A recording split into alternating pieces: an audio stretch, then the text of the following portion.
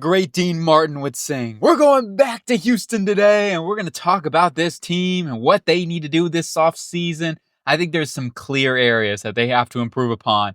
We're going to go through the roster, talk about the strengths and the weaknesses, of course, and dive into a free agency strategy, come up with their cap space a little bit tight, so they're going to have to figure those things out, and we'll get into a 7-round mock draft.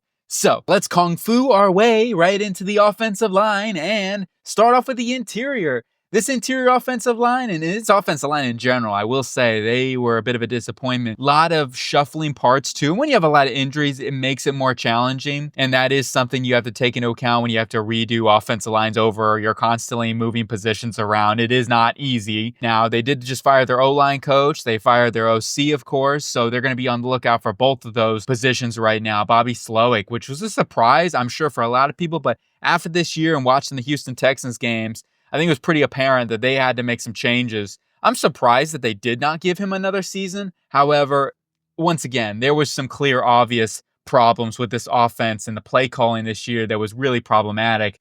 With this offensive line, though, it being a big area of focus for me going into this offseason, they have to improve here. Shaq Mason had a bit of a down year. Let's just be real. He was struggling for a good chunk of the season. He's getting a little bit older now. They may need to start thinking about the future there, and they may even move on from Shaq Mason. Jarrett Patterson's a solid center. He's been a reliable force. He's not like a dominant center or anything like that. He's a reliable pass protector. He doesn't move a whole ton of people in the run game, in my opinion.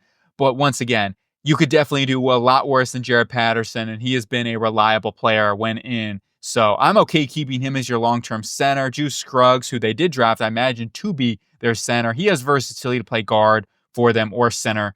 And he's more of an athletic guy. He's more of the mover in the run game. Still needs to work on his pass pro in my view, but you do have Scruggs who dealt with his own injuries at the end of the season, but he has that left guard, right guard versatility. Titus Howard, who shuffled over from right tackle. Blake Fisher ended up stepping in because they needed injury issues once again on this offensive line creeped up. So they figured, let's go ahead and move Titus Howard inside at left guard once again. And he's okay there. I think he's better at right tackle personally, and that's where I would be looking to keep him. Now, there's another conversation. Will they keep Titus Howard? Will they end up moving on from him? They want to save some money. Now, they can't save any money if they cut him this offseason. It would be more of a next offseason type of approach. They could post June 1st it and then save money later on.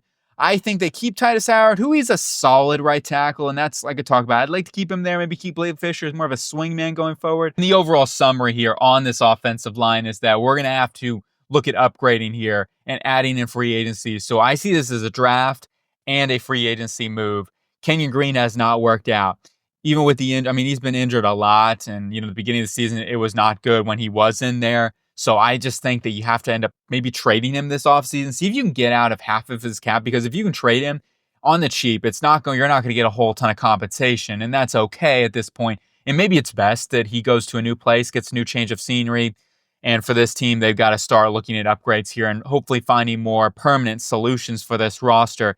So that is what I'm going to be looking at. Free agency and the draft. We're going to be looking at a couple of guys that we can add to this offensive line to add some stability. Go on to the tackle room now, and Laramie Tunsil, still a top 10 tackle in the NFL, and he was reliable to this season, so you're good to go there. He's still under contract for a few more seasons as well.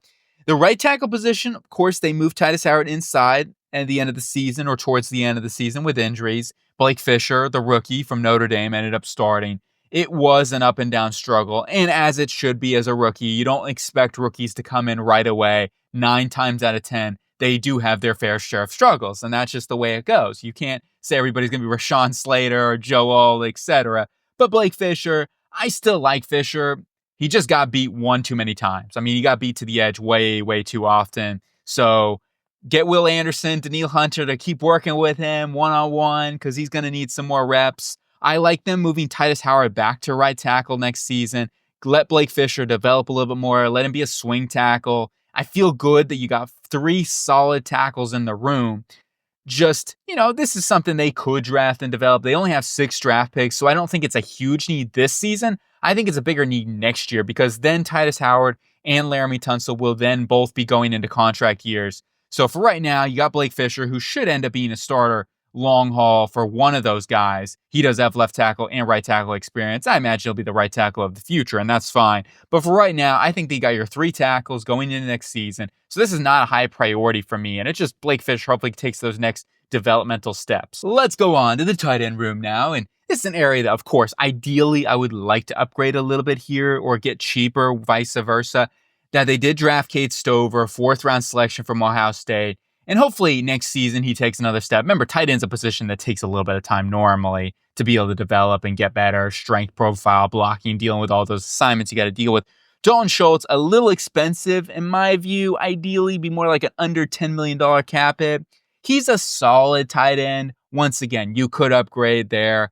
They drafted Cade Stover, so I imagine their envision is they see him being the future at that tight end room for them. And with Schultz being under contract for 2 more years, it allows Stover to continue to develop. Maybe they see 1 more year of Schultz and then they can get off of his contract next year, just depending on how Stover looks. You got Brevin Jordan, like I said, coming back from injury that he utilized as a good receiving threat. You got Irv Smith being a free agent. Teagan, Quintariano will be a restricted. He should be back on the cheap. Overall, this is not a huge priority for me. I think they should be in a good position with Schultz, Stover, and Jordan as your rotation of 3 going into next year. Now, this is the area, though, that I would be looking to add another pass catcher. And this was something that I feel like maybe we're not seeing enough of with this offense being, maybe we talk about this offensive line. I actually think the wide receiver position might have been the bigger issue for this offense in general. They dealt with so many injuries, which was a problem for them. Unfortunately, Tank Dell getting injured at the end of the season, too. And man, it's really unfortunate. His injury, just like kind of like Nick Chubb had, but it was in a later timeline. And I don't think he's going to be back for next season. And if he is back, it's probably going to be late in the season. So I'm really hoping Tank Dell is back. This guy's been a fighter with injuries, and he is one of the better young receivers out there. I mean, he's tough to cover, man.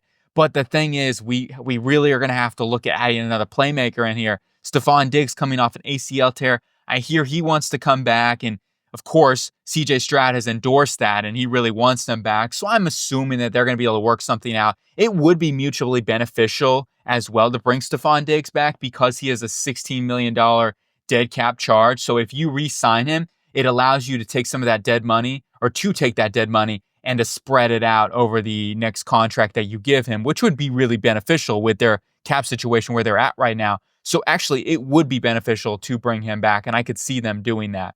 Nico Collins, we know he's a number 1 receiver, all right? I mean, at least you do have your solidified stud in the room. They need another guy here, especially with Tank Dell's injury, Stephon Diggs coming off an injury. Even if they do re-sign him, they're going to have to add another weapon. And that's why I think this is an early need on the roster. And you looked at their offense and why CJ Stroud had to hold the ball a little bit longer than you would like, and why the reason why I say the offensive line isn't as much of a fault to blame as what I feel like people are throwing out there with the offensive line. We need to improve the offensive line, don't get me wrong, but CJ had to hold on to the ball longer. Receivers weren't separating. They weren't getting open. It's like people are going to double Nico, and Nico had to deal with his own injuries throughout the season. So if you only have one solid weapon, teams are going to be able to take away that guy. You need to make sure you got enough playmakers. Early in the season when they were all healthy, it was like click, click, click, boom, boom, boom. We got some playmakers. But when injuries started happening, man, things started to go a little downhill in this offense. And I also think CJ Stroud had to hold the ball a little bit longer. So those are areas that I think they're going to have to really look at. And that's why I think adding another playmaker here is going to be really, really important. Of course, you got Xavier Hutchinson. I think he's a solid backup. Same thing with John Mechie. So I don't want to disclude those guys. And Robert Woods, quality veteran. This guy brings the grit on and off the field too, not just special teams, but as a blocker. And he's still a solid weapon. He just doesn't create a whole ton of separation at this point in his career. So, and that's okay. Jared Wayne, he was out there. He had lost his footing on the one catch he almost had. I still kind of like Jared Wayne, so keep him around. He'll be a restricted guy. You can ultimately bring him back, and we'll see what he has down the line. No matter what, though, I'm going to be looking at upgrading here this wide receiving room, getting another playmaker in here, especially with the uncertainty of injuries. Go on to the running back room, and this is they're in a good spot here. They just need to add depth. Joe Mixon's a beast. This guy, he's a receiver, runner. He was the life of their offense in many of these games, too. I just think they need to add a little bit more depth behind him. Dameon Pierce, great. He was amazing as a kick returner this season. I didn't think he was going to be that good of a kick returner, but he is, man. He's a really good kick returner. He beat up on the Tennessee Titans, too. That game, he had that monster run. I love Fierce Pierce, man. Huge fan of him. You got Dare Ogunbowale, who's a great special teamer. I believe he had a big special teams play versus the Dolphins this year. Or if I'm remembering correctly, I've watched all the games. Sometimes it all goes jumbling by so quick, you know what I'm saying? But Ogunbowale, really good special teamer. I'd like to bring him back, and he won't be super expensive. It depends. No matter what, though, I will be adding at least some sort of depth to be that third, fourth running back in the room just for injuries and to take a little bit of pressure off Joe Mixon, and because he is getting a little bit older now at this point. So having a good rotation is so important. Let's talk about quarterbacks now. And this quarterback room, it's solid. They're in a good position. CJ Stroud, yeah, it was a bit of a sophomore slump, but there were multiple things going on there. And it's not just on one positional group or this or that. Yes, you can say, oh, you can blame it on Bobby Slowik or this, or like I said, there's so many things you can look at here for this team. No matter what, they just need to get better next season in a lot of facets of the game. And in terms of what CJ Stroud needs to get better at, I feel he just needs to be a little more decisive at times. He did hold onto the ball quite a bit, which allows a little more pressure to come at you and can certainly affect the timing and the rhythm. So there's just a lot of things there. Ultimately, I still think CJ Stroud's a top-end quarterback, top 15 quarterback, if nothing else. Maybe he's not a top 5 quarterback at the moment, but I certainly see him as that in that top 15, top 10 quarterback range, and is a franchise guy. So not really a draft need here. You got Davis Mills as your backup. Keaton Slovis can be your number 3 guy. If you like, Case Keenum, that's something. We'll see what they end up doing there, but I feel like they're in a pretty good spot. On to the defense here, and man, I got to give a lot of credit to DeMeco Ryans and what he's been able to do. He is a great defensive mind, and they play with energy out there. There is an area they need to improve on this defense. I'll talk about that in a little bit, but the interior of the defensive line, they need to add some youth here, okay? This is an area that they just need to start trying to get some more talent into the room and influx, get some more depth, if nothing else. Foley Fatukasi, great run defender. Don't look at the PFF stats. This is where you got to be very careful with PFF stats, in my opinion.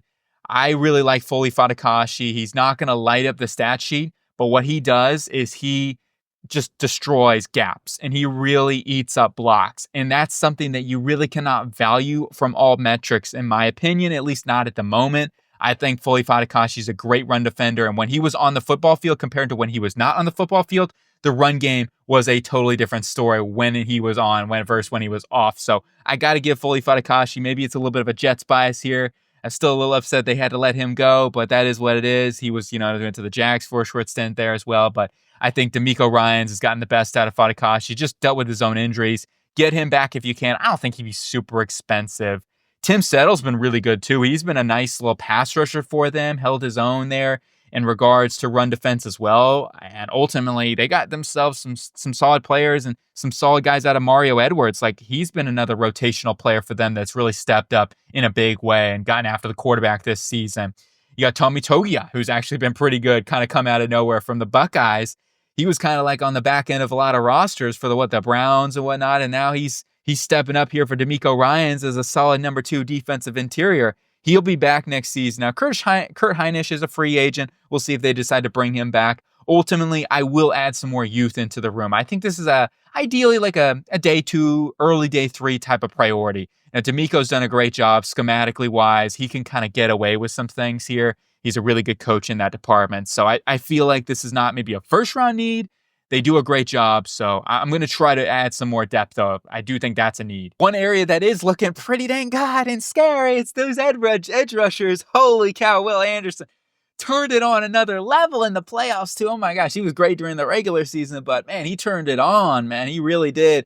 Will Anderson's turned into a top 10 edge or a top 5 edge rusher even at this point. Really, really good player, and I expect him to just get even better and take those steps towards that top 3 edge rusher next year. Danielle Hunter, he's right there with Will Anderson. These guys, this is the best edge rushing duo in football. In my opinion, I think it is the best edge rushing duo in football. These two guys are a menace. You know what I mean? To say it lightly, they are a freaking menace. Derek Barnett was a good situational player. Danico Autry dealt with his injuries, had a suspension too at the beginning of the year. I wonder if he'll be back or not. He is on a bit of an expensive contract. They could save like $6 million if they let him go. Jerry Hughes, a free agent, great veteran player, but I think they end up letting him walk. You got Dylan Horton. We'll see if he can end up stepping up into that number 2 role behind Danico Autry if they do decide to let him go as a cap casualty this offseason to try to make a little bit more cap space. And Derek Barnett would be nice to bring him back too. So I think they're just going to have to add some depth into the room. Plus, future-wise, Danielle Hunter is going into a contract year, so I guess you could look at adding somebody possibly to develop behind him. Let's talk about linebacker now. And this is something when I get into the linebacker position plus safety room, I think this is sneaky one of the bigger areas of need on this roster. And the reasoning for that, when you look at their games this year, and one of the areas that they struggled at most throughout the entirety of the season was covering tight ends, covering the middle of the field. You got an elite secondary, right? You got Derek Stingley, you got Kamari Lassner, Jalen Petrie. You're in a really good position right there. But the linebacker position was a problem for this football team / safety. Covering tight ends needs to be a huge emphasis for this team going forward into next year to be able to get somebody that can cover those tight ends more reliably. Azeez Al-Shaair, a good player, occasionally misses some tackles here and there, but the dude runs down guys, and he's a sideline to sideline guy. Really like Shaair. He's a leader for this team as well. Christian Harris dealt with his injuries, right? He had that season, but the preseason got injured, so he had to deal with that. He came back later in the year, was not himself. You could clearly see he was hampered by that injury. He was not running as fast as what he normally does. So getting him back alone will help cover those tight ends because he's got the athleticism to do that and the ability for sure. However, it is still something I think that they need to look at this offseason in tandem with their safety room. Henry To'oTo'o, really good, solid run defender guy. Once again, he does not really have the speed to cover and match up on, more of these athletic tight ends and whatnot. So that can be more of an issue, right? Where your Travis Kelce's can run free. Neville Hewitt, linebacker, good solid backup to have. I'd try to keep him back. He might go somewhere else to get more of a starting opportunity possibly. But if you can bring him back, I don't think he'd be super expensive. Depends on what his market is. Ultimately, I think that'd be a good idea to bring him back for injuries. Jake Hansen, I imagine he'll be back. He's a restricted guy. Devin White, I don't think he'll be back. I really don't. Didn't see a whole ton from Devin White. Delshon Phillips, solid special teamer. Maybe they bring him back on the cheap. Let's go on to the cornerback room. And, as I was saying with the edge room, they might have the best edge room in the NFL. I think this is probably the best cornerback room in the NFL. Derek Stingley Jr. turned it up another year. I am a huge Derek Stingley Jr. fan. This guy was my number one player coming out of the draft. And he's really stepped up this year. Sorry, I don't want to brag or nothing, but throwing it out there. Yeah, just throwing, I'm saying? No. Anyway, Derek Stingley Jr., huge fan of him. So we're stating a little bit of bias here going on, but man, he's a fantastic corner. He is locked down. Do not throw Derek Stingley Jr.'s side. And teams were starting to do that. So what do you know what they do? They go over to Kamari Lassner's side. Oh, it wasn't working out too well. Trust me on that. Kamari Lassner is a stud. Unbelievable. So huge fan of him coming out of Georgia. So I'm sorry, I'm throwing too many plugs out here. Woo! We got to calm down. This cornerback room's hyping me up a little bit. Anyway, Lassiter, Stingley, it's an unbelievable duo on the outside. Jalen Petrie is a stud slot corner, one of the better ones in the NFL, makes tons of plays. So their starting group is really good. Miles Bryant did step up nicely for Petrie there when he got injured at the end of the season. So you try to bring him back possibly as some depth. They're going to have to really just look at depth because a lot of these guys are free agents. Kidder Coleman, D'Angelo Ross, Chris Boyd, Jeff Okudah. So just getting some guys behind these dudes, whether they bring back a couple of these dudes or sign a couple of guys in free agency, that's really the only thing that they need to do. They've got their starters locked in. You don't really need to spend a whole ton of draft capital on this room, considering some of the other needs on this roster. The safety room to finish this up, and as I alluded to earlier with the linebacking position, this is an area that I think is a low-key a need for them, or just somebody that can be that target, that matchup piece with tight ends to cover the middle of the field better. They need somebody there that can do a better job of that. So I am going to be looking for that in this draft. That, to me, is an area they have to focus in on to get better in that department. Now, Kalen Bullock is a stud, right? He kind of reminds me of like a little bit of a taller Kirby Joseph type of guy, just an all-out playmaker, reads and reacts on a dime, and he'll fly to the football. Of course, he can make some occasional mistakes here and there, and as a rookie, we're going to continue to see him get better at that. Is he the strongest tackler still yet? No, but ultimately, you want him as that back-end playmaker type, and that's what he does. He delivers in that regard, and as a rookie, he delivered immensely. So he was definitely a defensive rookie candidate for sure, the way he played. Jamie Ward, he at this point, unfortunately, injuries have caught up to him. He's getting older now. I don't know if they're going to be able to rely on him for another season. I could even see them moving on from him this offseason. I would lean towards re-signing Eric Murray first and foremost because he was solid in his replacement. So try to bring Eric Murray back if you can. And I will be looking at drafting somebody here to develop at least for a season. As I talked about earlier, maybe finding somebody who can play on tight ends specifically early in his career, and then maybe be that long-term safety to go in this room with Ward and Murray. Maybe we sign him to like a 1-year deal or something like that. That's going to be what I'm looking for here in the room. You got Russ Hughes too. Maybe Brandon Hill can develop. Who knows? Was 7th-round pick last draft, but that's just to be up in the air as of right now. So MJ Stewart's a free agent. I will say he's a really good special teamer. So I will say I could see them bringing him back. Shouldn't be super expensive either. So let's go and get into the off-season portion of this, which of course we're in right now for the Houston Texans. And that's not a punchline either, but yeah, they had a good season. There's areas of improvement. We'll talk about that some more as we get into this free agency strategy and draft. But talking about team cuts, you got to make a couple of cuts. Unfortunately, this is always a tough part for me because, of course, jobs are on the line. Livelihoods, families, moving, and all that sort of stuff. Taking that into account is very, very tough with this. But you do have to make some decisions. Danico Autry is going to be the first decision that I make here. Moving on from him, straight cuts here. With both of these guys, I'm going to do straight cuts. The one guy I could see them post-June 1sting is Shaq Mason here. But Danico Autry, let's go ahead and just move on. We'll save $6 million, not too much dead cap. Shaq Mason, we are going to move on from as well. I think we can get a little younger or possibly sign somebody. We only save a little over $2 million. If they post-June 1st it, they can save more money next or for this 2025 season. However, that does put dead cap into 2026, and those savings would not show up until post-June 1st. So you have to take that into equation. I want to just, get them off the books here for 2026. That way you have more cap space you can go forward with to be able to pay CJ Stroud and stuff like that, because those are things you're going to have to start looking at eventually for the future.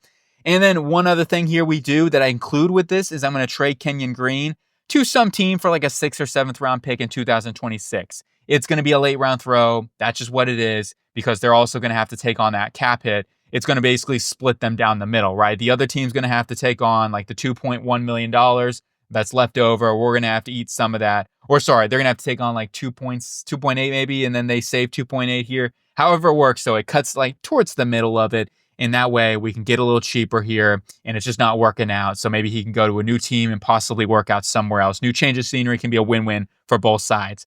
It gets us to $16 million and some change, which leads us into the team restructures, because we're going to have to restructure a couple of guys. I don't want to go crazy, okay? I don't want to throw everything into the future, but we will have to go a couple of guys. Titus Howard, Nico Collins. I'm going to restructure both of these guys, 14 for Titus, 12 for Nico Collins. That gets us to just over $19 million in savings between the two, or sorry, $18.5 million if I can do math. That's not super hard math to do either.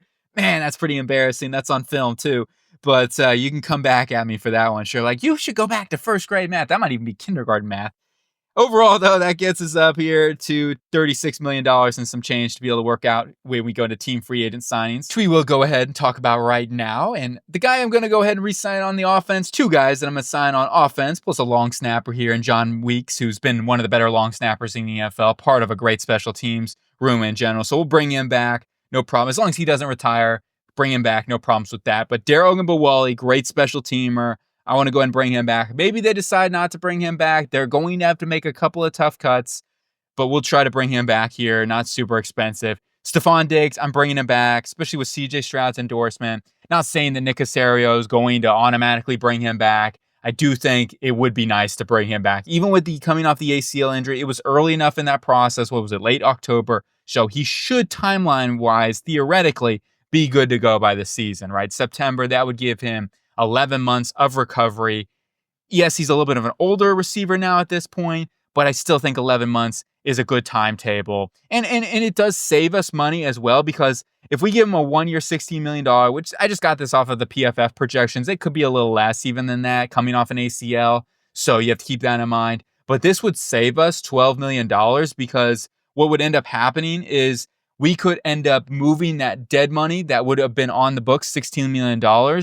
It allows us to spread that now out over the term of the contract, those void years. So basically, we actually save money by signing Diggs back to a contract. So it actually, in turn, saves us money and would only put him on the books next year for a $9 million charge instead of a $16 million charge. And now that is a little bit we're estimating here, so it might be a little bit of a reach, but I think that's a very fair. So overall, it actually saves us $7 million on our cap going into 2025 because we can now take that $16 million of new money plus that $16 million in void money and spread that out over the void of the contract. So yeah, I'm sorry, we're getting way too complicated for it. We'll just put it at save $7 million. We'll go about it there. We got practice squad and restricted budget, $5 million. There are like 6 restricted guys out there. I expect them to re-sign a couple of those dudes at least. So I like to have a little bit of a wiggle room with that budget.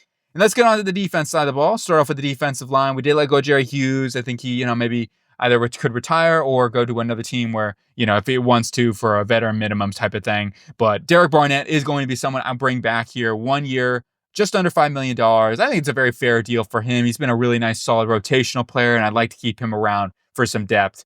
Foley Fadakashi, definitely want to bring him back. He could be a little cheaper than this, who knows, but I still think he's a really good run defender, and I do think he's worth that money. It's a little less than what he got last year. With some of those injuries, I thought that maybe he could come back a little bit less on the cheap here. So keeping him around will give us that good run defender, and we can try to add somebody in the draft to develop behind him. Did have to make a couple of tough decisions. Mario Edwards Jr., I decided to let him go, mainly because he's coming off a pretty dang good year, so he might get a contract somewhere else a little higher than what I can offer or the Houston Texans can offer, per se.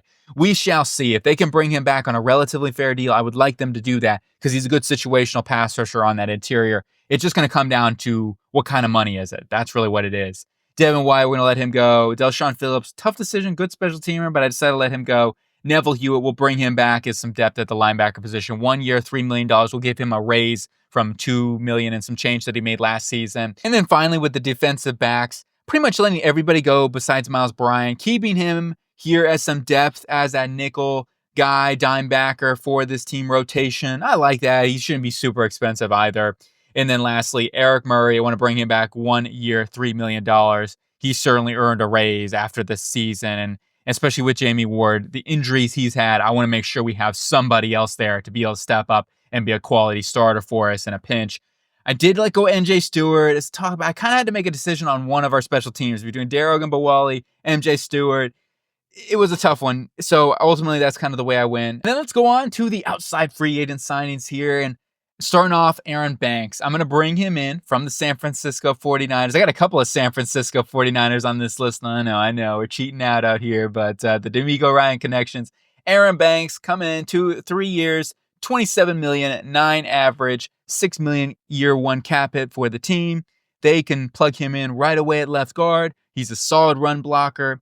He's an okay pass protector. He still needs to work a little bit on that. Sometimes he can stop his feet and on contact, and some slippery guys can get around him. But in general, he has been a reliable player at that left guard position. Now, the injuries, he has had some injuries throughout his career, but typically he's still out there for a majority of games. So, and that's where some of this, contract comes into play too. He's not going to be super expensive because of some of those limiting factors. But I do think that he is worth that spend, and he will bring a nice solid force at that left guard position. We need to bring some sort of stability, right? They've got a lot of youth in here. We can't just keep drafting youth and expect things to go. And especially Nick Caserio, if I got one knock on him, is maybe getting some of these interior guys and drafting and developing. Got to find some better offensive linemen. I like Nick Caserio a ton. I think he's one of the better GMs. But offensive line possibly could be an area that they do a better job on in the draft. But Aaron Banks will definitely help them out in that regard. And then on the defensive side, we got a couple of signings here with Emmanuel Ogbah and Kevin Givens on the defensive line. Going to bolster that depth up, right? So maybe we lose Mario Edwards. We have to let go of Danico Autry. Let's bolster that depth up with Kevin Givens. Can be a good situational pass rusher. I think with Emmanuel Ogbah as well. So just trying to bolster that defensive line for a little bit cheaper. Foster Moreau, Bryce Hall. Going to give you some more depth on the outside of the cornerback position. Moreau's been a really solid player, too, throughout his career as a good backup, plays inside out, so he can be a reliable number 2 outside corner if you have an injury. And then we do have to account for our draft picks. We get about $5 million. We've got 6 draft picks, so I think $5 million budget. It's that top 51 preseason, then top 53 later on as the roster gets set. So I know you're ready for the draft, but let's go ahead and highlight the needs once more after free agency. Offensive line still a need. Now, do I think it's a first round type of conversation? It depends. If BPA, if that's who's on the board, sure, absolutely. Like, they can still address this offensive line. They could always move Jarrett Patterson and be or Scruggs, and whoever wins that job for the center position, they could have that the number 2 guy, be a great backup for them. So it's not out of the table. But now at this point, I think it's like a late day 2, early day 3 type of priority here. Wide receiver to me is the number 1 need on this offense right now. And that is what I'm looking at, especially with Tank Dell with a good chance to miss the next season. We did bring back Diggs. He's coming off his own injury. I want to make sure we add another playmaker in here for CJ Stroud. It's ever important in this offense, just in general, not just CJ Stroud, but this offense. We got to add somebody else in here. I think this is an early need, like round 1, round 2. I would be looking at it in either one of those rounds, wherever you can find a good playmaker. We're going to be looking at doing that. And also I figured let's go draft because we've paid Nico Collins. You got Stephon Diggs, who we just gave a contract to. We need to add more youth in here. I don't think it would make sense to go out and spend big on another wide receiver, especially with where we're at cap wise. Running back, I think, is the last area we could look at. Maybe tight end late in the draft, possibly, but I think they should be okay there. I'd say more running back. I'm going to be looking at that on day 3, adding that 3rd, 4th guy into the room long term, keeping Joe Mixon fresh is also important too. And then on the defense side of the ball, my top 2 priorities, I would say my first priority is finding a guy that can cover tight ends, cover the middle of the field. So whether it's a linebacker or a safety, I'm going to be looking at upgrading there. I know Christian Harris getting healthy will help them out in that regard, but I think safety makes a lot of sense to get a guy that can cover up on those tight ends and be that long-term number 2 safety with Kalen Bullock there. So that's what I'm going to be looking at. Defensive interior is another area I'm going to be looking at too in this draft. They just need some more youth in there, add some more depth. Same thing with edge. They could add a developmental guy behind Danielle Hunter. I think they'll give him a contract extension, especially if he has another season like this. But that is something they could add a little bit more depth. We brought in Emmanuel Ogbah on a 1-year deal. Same thing with Derek Barnett. So both of those guys on 1-year deals. Let's add a little bit more help there. That could be, like a 3rd through 5th round type of need, possibly. It depends. We have some other areas of need we're going to have to figure out, but I will look at the defensive interior for sure. It's the moment you've been waiting so patiently for, or you skipped right to, which would be okay as well. Anyway, it's draft time. Let's go. Matthew Golden, the first selection off the board. The Longhorn. Hook 'em horns, baby. A golden receiver, should I say? Oh, the puns are going out here. But Matthew Golden, 6 foot, 195, ever elusive, really shifty, dynamic in space as well. He's got that start-stop ability, get the ball in his hands, really good route runner, separator. Add another playmaker. And if you know what? Talking a little comps, he gives me a little Steph Diggs vibes, right? I mean, he's a different player, but there are some similarities to the way they move and their style of play. So he's just going to add some more help. I think he can play on the outside and in the slot. There will be a little bit of discussion on the press ability because a lot of times they got him on free releases and in motion. Not Stefanski, but Sarkisian got him on some, stuff like that. But anyway, all these names out here. But I do think Matthew Golden has all the talent, can develop into a really good playmaker for this team. And that was definitely a top priority for me, especially with the injuries that they've had at the receiver position this season. Let's get into our second pick now. Sebastian Castro, safety, Iowa, played slot corner or less, kind of even like a hybrid linebacker for them. And getting this guy, I've watched him at the Senior Bowl. This dude can cover. He can cover tight ends. He can cover running backs. He is going to be that piece that can help them out in that department and over the middle of the field especially, which has been a huge, huge problem. As I've been reiterating, probably you're blue in the face as many times as I've said it, but it's a big problem, and I want to make sure we address it here. Sebastian Castro, Iowa safeties, man, they typically done a pretty good job, I'll say that. And it's not just because the Iowa, Sebastian Castro, really good prospect. The only real knock on him, I would say, is he's an older prospect. Does he have the crazy, crazy speed? I think he's a pretty good athlete, actually. He's not got explosive bursts up the wazoo. He's not like Nicky Manwari per se in terms of that size profile on tight ends and be able to the athletic burst and wingspan. But I think he's got some really solid size profile to be able to handle with some physicality, solid enough speed too. He was one of the faster guys, GPS time-wise at the Senior Bowl as well. Dude can cover, and that's exactly what I want here. And if you pair him up with Jalen Petrie as your safety combo of the future, fun to see some of these guys, like East-West Shrine Bowl, Senior Bowl, really light it up. Here's a guy that's been lighting it up. Jordan Phillips, interior guy at Maryland. He is going to come in here, be a nice understudy for Foley Fadakashi for a season, rotational player early on, and then fill that role. I think he's going to be a really good run defender. Has some pass rush upside, too, to his game that he's been showing off at the East-West Shrine Bowl. he is certainly a chiseled guy. I'll tell you that right now. He don't look like he's got an ounce of fat on him out there, but yeah, definitely has that strength profile I'm looking for. Going on to round number 4, our first day 3 pick of the draft, I'm going Luke Kandra from Cincinnati, the Bearcat. We're going to add a Bearcat on that offensive line. That's what I'm talking about. He's an athletic guy, too. He's got a nice wide frame to his base, whatnot. I think he can still get a little more powerful and all those sort of things, but I think he can move and do his zone blocking at a high level. And this team, man, they definitely run zone plenty much. So I think Kandra will be a perfect scheme fit for what they're looking to get from an offensive lineman. He has those movement skills to the second level and certainly can be a good developmental player. Played right guard at Cincinnati. So you develop him over there and just give you some more competition on that interior. And remember, Scruggs has versatility play all across that interior. You got to have that fourth man up, and Kandra would give you that. Here's a guy that I have been keeping an eye out on. Kyle Monangai, running back, Rutgers. He's a little bit small, but he's mighty, man. And he certainly has some speed to his game. He was their engine there at Rutgers. He's a tough guy, too, man. He's not just, I'm going to go down on first contact. No, he's tougher than you think.